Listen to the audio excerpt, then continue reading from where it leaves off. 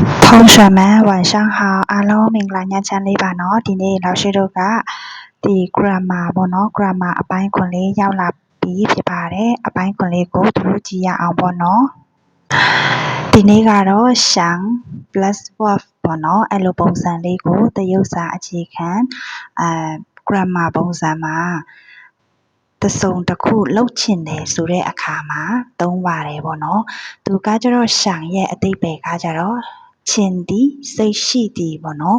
ဥပမာတစ်ခုခုလုပ်ချင်တယ်တစ်ခုခုစိတ်ရှိတယ်အဲ့လိုပေါ့နော်ဘယ်လိုတုံးလဲဆိုတာကိုဥပမာလေးနဲ့ကြည့်ရအောင်ပေါ့နော်တောင်းဆိုတာအရန်များလို့ပေါ့နော်ဒီမှာအပေါ်ဆုံးကနံပါတ်1ကိုကြည့်မယ်နံပါတ်1ကကျတော့သူကအပေါ်ဆုံးမှာဆိုလို့ရှိရင်တရုပ်စာလေးရှိပါမယ်ပြီးကြတော့အောက်ကတစ်ကြောင်းကကျတော့ဖြင်းရင်ရေးပေါ့နော်ဖြင်းရင်လေးကိုရှိပါမယ်နောက်ထပ်တစ်ကြောင်းကကျတော့ဒီဖြင်းရဲ့အတန်ထွက်ကိုမြန်မာလိုအနီးဆက်ဆုံးလေးပေါ့နော်အဲ့လေးလည်းထည့်ပေးထားပါတယ်နောက်ဆုံးတစ်ကြောင်းမှာကကြတော့မြန်မာလိုအတိတ်ပဲလေးပေါ့နော်အဲ့လိုလေးအဆင်ပြေအောင်လို့老师ဒီလိုလေးထည့်ပေးထားပါတယ်အဲ့ဆိုလို့ရှင်ကြည်ရအောင်ပေါ့နော်နံပါတ်1ကဝဆိုတာကကျွန်တော်想ကချင်တယ်吃饭吃ဆိုတာကစားသည်ပေါ့နော်饭ဆိုတာကထမင်းအဲ့ဆိုရင်ကျွန်တော်ထမင်းစားချင်တယ်ကျွန်တော်ထမင်းစားချင်တယ်ဆိုရင်我想吃饭我想吃饭ကျွန်တော်ထမင်းစားချင်တယ်ဆိုလို့ရှိရင်我想吃饭我想吃饭ကျွန်တော်ထမင်းစားချင်တယ်နံပါတ်2ကိုကြည့်ရအောင်ပေါ့နော်အဲ့ဆိုရင်သူမတရုပ်စာတင်ချင်တယ်ဆိုရင်သူမဆိုတာကထားချင်သည်အရင်ပြောမယ်ပေါ့နော်ဘာလုပ်ချင်လဲဆိုတော့ချင်သည်လုပ်တယ်ပေါ့နော်ချင်အရင်ပြောပြီးတော့မှကိုလုပ်မဲ့ verb ကိုထည့်ပေးပါမယ်想 plus verb ဆိုတော့လေအဲ့ဆိုရင်他想学ဆိုတာကတင်ယူသည်ပေါ့နော်学习ကိုသူက学တစ်လုံးတည်းနဲ့သုံးတာပေါ့နော်他想学中文တရုတ်ဘာသာစကားတရုတ်စာပေါ့နော်အဲ့လိုတင်ချင်တယ်ဆိုလို့ရှိရင်他想学中文သူမတရုတ်စာတင်ချင်တယ်他想学中文သူမတရုတ်စာတင်ချင်တယ်他想学中文အဲ့ဆိုလို့ရှိရင်စကြည့်ရအောင်ပေါ့နော်နံပါတ်3ကကြတော့ကျွန်တော်တို့ပေကျင်းကိုသွားချင်တယ်ပေါ့နော်ကျွန်တော်တို့ပေကျင်းသွားချင်တယ်我们ကျွန်တော်တို့想去သွားချင်သည်想去သွားချင်သည်ပေကျင်းဆိုလို့ရှိရင်ပေကျင်းပေါ့နော်ပေကျင်းကိုသွားချင်တယ်ဆိုလို့ရှိရင်我们想去北京我们想去北京我们想去北京ပေါ့နော်အဲ့ဆိုနံပါတ်4ကိုကြည့်ရအောင်သူအိတ်ချင်တယ်အဲ့ဆိုလို့ရှိရင်သူ想睡觉ဆိုတာကအိတ်ဒီပေါ့နော်他想睡觉သူအိတ်ချင်တယ်他想睡觉他想睡觉ဆိုတာကအိတ်ဒီသူအိတ်ချင်တယ်他想睡觉သူအိတ်ချင်တယ်ပေါ့နော်အဲ့ဆိုလို့ရှိရင်နောက်တစ်ချောင်းကမေခွန်းပုံစံလေးပေါ့နော်你ခမားရေတောက်ချင်လားပေါ့နော်မြန်မာလိုကျတော့ခမားရေတောက်ချင်လားဆိုရင်你想喝水吗你ခမား想ချင်သည်喝တောက်သည်水ဆိုတာကရေပေါ့နော်မားဆိုတာကလာပေါ့ခမားရေတောက်ချင်လားဆိုရင်你想喝水吗你想喝水吗အဲ့ဆိုရင်ကျွန်တော်ရေမတောက်ချင်ဘူးဆိုလို့ရှိရင်我不想ဆိုရင်အငင်း不想喝水ကျွန်တော်ရေမတောက်ချင်ဘူးပေါ့နော်我不想喝水ကျွန်တော်ရေမတောက်ချင်ဘူးအကယ်၍ကျွန်တော်ရေတောက်ချင်တယ်ဆိုလို့ရှိရင်我想喝水ကျွန်တော်ရေတောက်ချင်တယ်我想喝水ကျွန်တော်ရေတောက်ချင်တယ်နံပါတ်6ကကျတော့ကျွန်တော်ဖုံးဝယ်ချင်တယ်我想ကျွန်တော်လုပ်ချင်တယ်ဘာလုပ်ချင်တယ်လဲဆိုတော့买ဝယ်ဒီ手机လက်ကင်ဖုံးပေါ့နော်我想买手机ကျွန်တော်လက်ကင်ဖုံးဝယ်ချင်တယ်我想买手机ကျွန်တော်လက်ကင်ဖုန်းဝယ်ချင်တယ်我想买手机ကျွန်တော်လက်ကင်ဖုန်းဝယ်ချင်တယ်ဆိုနံပါတ်9ကကျတော့အငင်းပေါ့နော်မလုတ်ချင်ဘူးဆိုရင်不想မလုတ်ချင်ဘူးကျွန်တော်ရုပ်ရှင်မကြည့်ချင်ဘူးဆိုလို့ရှင်我不想看电影ကျွန်တော်ရုပ်ရှင်မကြည့်ချင်ဘူးကျွန်တော်不想မလုတ်ချင်ဘူးပေါ့နော်အဲဆိုရင်看ဆိုတာကကြည့်သည်电影ရုပ်ရှင်အဲဆိုရင်ကျွန်တော်ရုပ်ရှင်မကြည့်ချင်ဘူးဆိုလို့ရှင်我不想看电影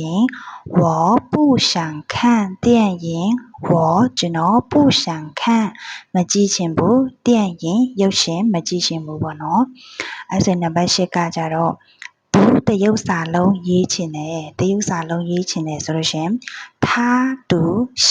ချင်သည်写ဆိုတာကရေးတယ်ပေါ့နော်汉字တရုပ်စာလုံးတွေကို汉字လို့ပြောပေါ့နော်အဲဆိုရင်သူတရုပ်စာလုံးရေးချင်တယ်ဆိုလို့ရှင်他想写汉字他想写汉字သူတရုပ်စာလုံးရေးချင်တယ်他想写汉字သူတရုပ်စာလုံးရေးချင်တယ်အဲဆိုလို့ရှင်နံပါတ်9ကကျတော့ကျွန်တော်ကားမောင်းတော့မြန်မာလိုကပြောင်းပြန်ဖြစ်နေကားမောင်းတင်ချင်တယ်ဆိုလို့ရှင်ကျွန်တော်ကားမောင်းတင်ချင်တယ်မောင်းကားတင်ချင်တယ်မဟုတ်ဘူးနော်မြန်မာလိုလေးကမားနေပါတယ်အဲဆိုရင်我想学开车我想学开车ကျွန်တော်ကားမောင်းတင်ချင်တယ်ဆိုရင်我想学开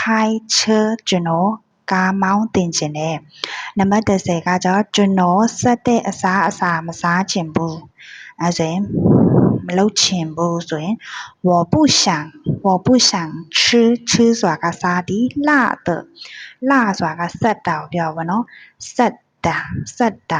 辣的ဆိုရင်ဆက်တာကျွန်တော်ဆက်တဲ့အစားမစားချင်ဘူးဆိုရင်我不想吃辣的我不想吃辣的အကယ်၍ကျွန်တော်ဆက်တဲ့အစားစားချင်တယ်ဆိုလို့ရှိရင်တော့不ကိုဖြုတ်ပေးလိုက်ပေါ့နော်我想吃辣的ကျွန်တော်ဆက်တဲ့အစားစားချင်တယ်ပေါ့နော်နံပါတ်7ကကြတော့他想去游泳သူရေသွားကူးချင်တယ်ရေကူးချင်တယ်ဆိုလို့ရှင်အဲဆိုရင်想去游泳ပေါ့နော်ရေသွားကူးချင်တယ်ကျွန်တော်ရေသွားကူးချင်တယ်ဆိုလို့ရှင်我想去ဆိုတာကသွားချင်သည်游泳ရေကူးသည်ပေါ့နော်去ဆိုတာကသွားသည်游泳ဆိုတာကရေကူးတာကိုပြောတာပေါ့နော်အဲဆိုရင်သူရေသွားကူးချင်တယ်他想去游泳他想去游泳နံပါတ်7ကကြတော့ခမည်းတချင်းနားထောင်ချင်လားသူများကိုမေးတယ်ပေါ့နော်အဲဆိုရင်ခမည်းနီချင်လားဆိုရင်想ပေါ့နော်ဘာလုပ်ချင်တယ်လဲဆိုတော့တချင်းနားထောင်တာ听ဆိုတာကနားထောင်သည်音乐ဆိုတာကတချင်းကိုပြောတာပေါ့နော်ဒါမှမဟုတ်ဂီတပေါ့နော်အဲ့လိုပုံစံမျိုးပြောပါတယ်歌ဆိုရင်听歌ဆိုရင်လည်းတချင်းပေါ့နော်အဲဆိုရင်你想听音乐吗ခမည်းတချင်းနားထောင်ချင်လား你想听音乐吗ခမည်းတချင်းနားထောင်ချင်လားဒါမှမဟုတ်你想听歌吗ခမည်းတချင်းနားထောင်ချင်လားပေါ့နော်နံပါတ်73ကကြတော့ကျွန်တော်စောစောအိတ်ချင်တယ်ပေါ့နော်အဲဆိုလို့ရှင်ကျွန်တော်ဆိုရင်我ချင်သည်ဆိုရင်想ဘာလုပ်တယ်လဲဆိုတော့စောစော早点စောစောပေါ့နော်အိတ်တယ်ဆိုရင်睡我想早点睡ဒါမှမဟုတ်睡觉ပေါ့နော်သုံးလို့ရတယ်我想早点睡觉ကျွန်တော်စောစောအိတ်ချင်တယ်我想早点睡我想早点睡觉ကျွန်တော်စောစောအိတ်ချင်တယ်နံပါတ်14ကကြတော့သူမအလုပ်ပြောင်းချင်တယ်သူမဆိုလို့ရှင်他ချင်သည်想ဘာလုပ်ချင်တယ်လဲဆိုတော့အလုပ်ပြောင်းတာဆိုရင်换ဆိုတာကပြောင်းသည်လဲတာပြောင်းတာပေါ့နော် ဒါမှမဟုတ်工作ဆိုရင်အလုပ်ပေါ့နော်换ဆိုတာကပြောင်းဒီဒါမှမဟုတ်လဲဒီပေါ့နော်အမှပစ္စည်းလဲပေးအဲ့လိုပတ်စံလဲပေးပေါ့နော်အဲ့လို换သုံးပါတယ်他想换工作သူမအလုပ်ပြောင်းချင်တယ်他想换工作သူမအလုပ်ပြောင်းချင်တယ်他想换工作